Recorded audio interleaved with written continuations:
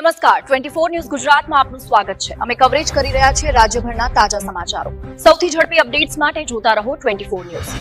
થરાદ તાલુકાના ભોરડુ ગામે આવેલ પ્રસિદ્ધ ગોગા મહારાજના મંદિરમાં 13 જાન્યુઆરી 2026ના રોજ થયેલી ચોરીની ઘટનાઓ થરાદ પોલીસે સફળ ભાંડાફોડ કર્યો છે। આશરે 3 મહિના સુધી ચાલેલી ગહન તપાસ બાદ 2 એપ્રિલ 2026ના રોજ પોલીસે 3 આરોપીઓને ઝડપી પાડતા સમગ્ર મામલો ઉજાગર થયો છે। માહિતી મુજબ મંદિરની દાનપેટી અને અન્ય કિંમતી સામાનની ચોરી થતાં ભક્તોમાં ભારે રોષ ફેલાયો અને તાત્કાલિક કાર્યવાહી કરવાની માંગ ઉઠી હતી। પોલીસે ઘટના ગંભીરતાથી લઈને ટેકનિકલ સર્વેલન્સ, સીસીટીવી ફૂટેજ અને ગુપ્ત માહિતીના આધારે તપાસ આગળ ધપાવી। આ તપાસ દરમિયાન પોલીસે મહત્વપૂર્ણ કડીઓ મળી આવતા અંતે 3 આરોપીઓ સુધી પહોંચી તેમની ધરપકડ કરવામાં આવી છે।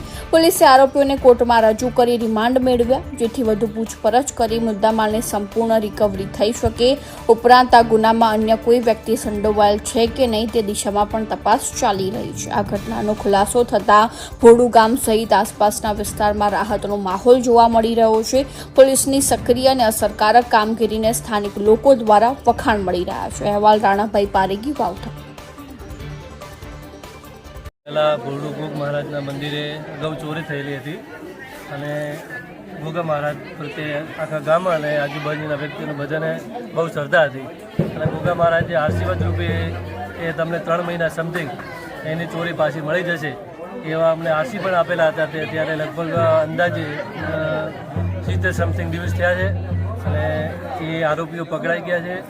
થરાદ પોલીસ સ્ટેશનનો એટી પટેલ સાહેબ અને એમની ટીમે બહુ સહાયનીય કામગીરી કરી અને ચોરોને અત્યારે અહીંયા ભોરડુ મુકામે લાવી અને અમને બધાને પ્રોત્સાહન પૂરું પાડ્યું છે। એ બધાની ટીમ અને ગોગા મહારાજ વતી અમે બધાનો ખૂબ ખૂબ આભાર માનીએ છીએ। તારીખ 13/1/26ના રોજ થરાદ પોલીસ સ્ટેશનમાં વિસ્તારમાં આવેલ ભોરડુ ગામે ગોગા મહારાજનું મોટું મંદિર આવેલું છે। ત્યાં ચોરીનો બનાવ બને છે, જે રબારી સમાજનું એક આસ્થાનું કેન્દ્ર છે। જે અન્વયે મહેરબાન પોલીસ અધિક્ષક સાહેબ શ્રી ચિંતન તેરૈયા વાવ થરાદ નાઓએ ગંભીરતા દાખવી અલગ અલગ ટીમોની નિયુક્તિ કરેલી।